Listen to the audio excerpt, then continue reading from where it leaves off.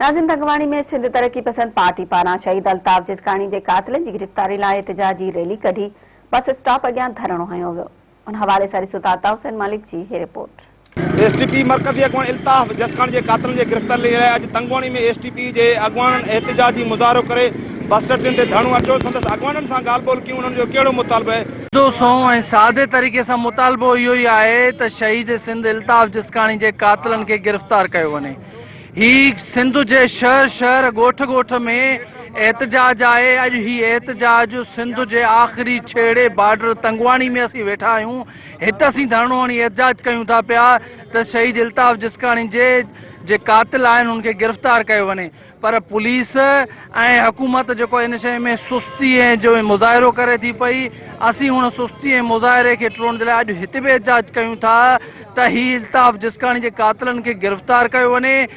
असीं सिंध हुकूमत खे इन शइ में पुट सम्झूं था त इहा जेका शहीद इल्ताफ जिस्कानी जी शहादत रुगो नंढी आम माण्हू जी शहादत कोन्हे। 7 सालनि खां क़ौमी कारकुन क़ौमी अॻवान ठहंदो आहे, प्रोसेस मां गुज़री एॾे वॾे अॻवान खे ईअं क़तल करे तव्हां खाई वेंदो। इन्हनि खे सज़ा जेका ॾिनी वञे थी पंहिंजे वतन सां मोहबत करण जे लाइ बेटनि जे ख़िलाफ़ जिदोजहद हलाइण जी सज़ा इल्ताफ जिस्कानी खे क़तल कयो वियो आहे। असीं सम्झूं था त इन में इलाही धुरियूं मुलविस हूंदियूं। उन्हनि खे जेका आहे वाइखो कयो वञे, उन्हनि खे ज़ाहिर करे उन्हनि ते FIR कढे उन्हनि खे गिरफ़्तार कयो वञे। टंडोलियार जी नाहिल इंतिज़ामिया जी नाहिली जे करे जेके 4-5 कातिल आहिनि गिरफ़्तार नथा थी सघनि। ऐं सिंध हुकूमत हमेशह पाकिस्तान पीपल्स पार्टी जे दौर में सिंधियुनि खे लाश ई मिलिया आहिनि। असां मुतालबो कयूं था वफ़ाक़ खां ऐं सिंध हुकूमत खां आला अदलिया खां त इन केस जी जांच करे उन जेके कातिल आहिनि उन्हनि खे गिरफ़्तार करे कानूनी कटड़े में आंदो वञे। ही 40 ॾींहं तक़रीबन थी चुका आहिनि शहीद इल्ताफ जिस्कानी जा के कातिल गिरफ़्तार न थिया। असां सिंध गवर्नमेंट खां इहो मुतालबो कयूं था त फ़ौरन शहीद जा कातिल गिरफ़्तार कया वञनि। जेकॾहिं गिरफ़्तार नथा थियनि त ईअं ई असां पंहिंजे ज़िलनि जे अंदरि सरापा एहतजाज हूंदासीं जेसिताईं शहीद जा कातिल गिरफ़्तार नथा थियनि।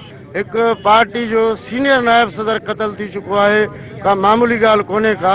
उनके माने अगते वधण जे लाइ कातिलनि खे गिरफ़्तार करण जे लाइ उन्हनि को बिटो भी ना है बारियो।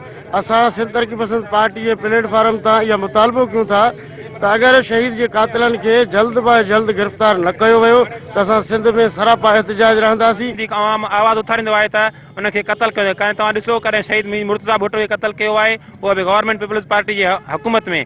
कॾहिं बशीर खान कुरैशी खे, कॾहिं ॿियनि सिंधियुनि खे। हाणे जेको ताज़ो असांजो क़तल वाइस चेयरमैन इल्ताफ जिस्कानी क़तल ऐं वाज़े चिटो मुतालबो आहे त शहीद इल्ताफ जिस्कानी जे कातिलनि खे फ़ौरन गिरफ़्तार कयो वञे। हीउ पूरो महीनो गुज़री चुको आहे पर हिन टाइम ताईं इल्ताफ जिस्कानी जा कातिल गिरफ़्तार न आहिनि थी सघिया।